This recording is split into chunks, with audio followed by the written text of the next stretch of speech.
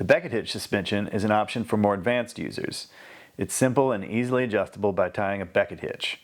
The main downside is that it's very easy to tie this knot incorrectly, so it's important to learn the correct and also the incorrect way. To tie the Becket, you will pass the webbing through your continuous loop and pull to adjust. Then you will pass a bight of webbing around both strands of the continuous loop. This is the important part to remember. The webbing goes around both strands of rope and pinches them together as it tightens down. The incorrect way that people often tie the knot by mistake, because it's actually slightly easier to tie, is to pass the webbing through the loop and then tie the webbing back around itself. This is not a Becket hitch. This is a slippery half hitch. The knot will possibly slip out completely, or it can damage the edges of your webbing from the friction created by the knot slipping under load.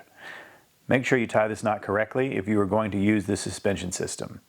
If you notice damage like this to your webbing, it's likely you are tying the Becket incorrectly.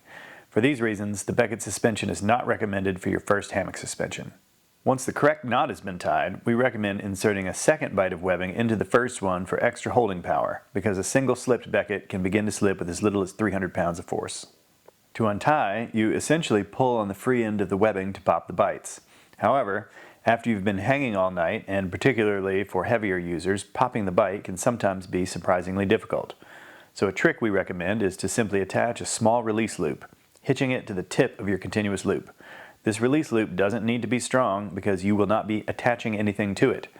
So any guy line or small diameter cord will do. You will tie the Becket correctly onto your am steel continuous loops like normal, and you will ignore the release loop until it's time to untie. To untie, you simply pull the tail of the webbing and the release loop in opposite directions and the knot comes apart easily.